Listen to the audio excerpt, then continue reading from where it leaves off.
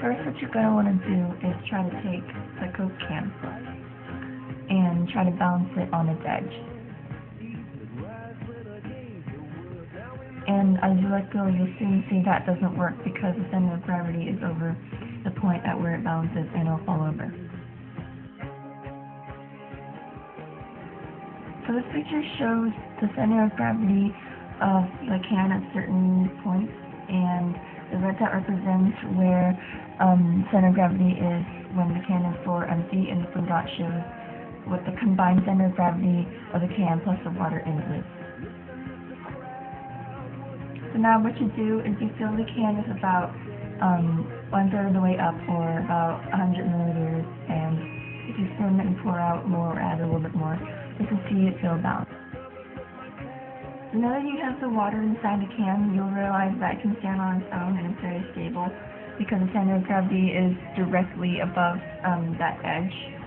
And also, the water has a big role in this because it can flow, and it always ends up being level inside the can. That means that when you tip it, and the water takes the shape of the can, and as the can spins around, the water flows and retains the same shape.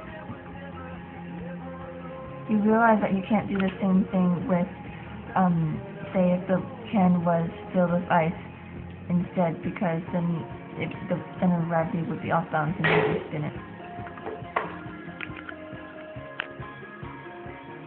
So this is a twist on the circuit and balancing act, where you have the fork and spoon balance on a toothpick on a glass, and all you need for this is 2 toothpicks, 2 forks, and a pepper shaker.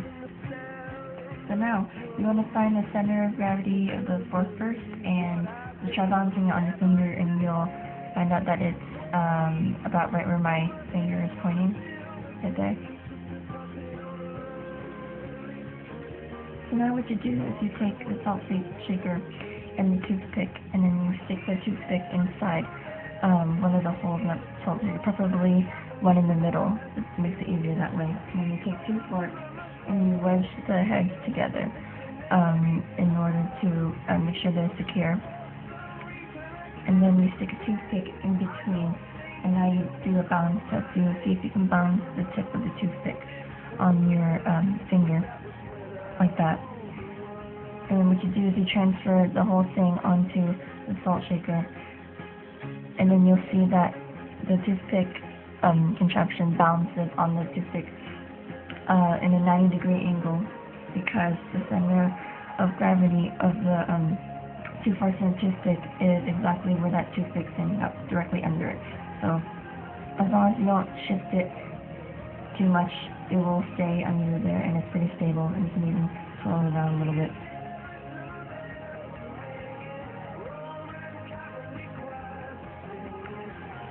Try balancing a regular quarter on a dollar bill on its flat side, and you'll see that it's pretty impossible because the dollar is so thin that such a fat thing couldn't fit on it, unless you know how to do the right trick.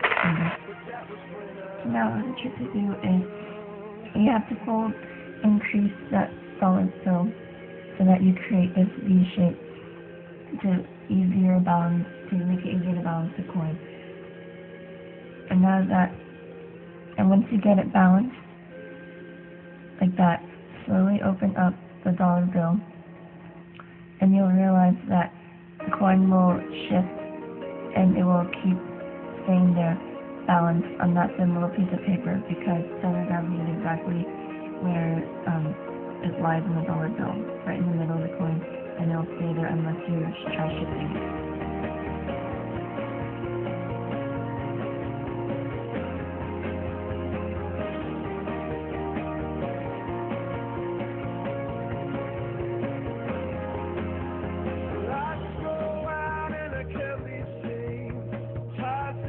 Try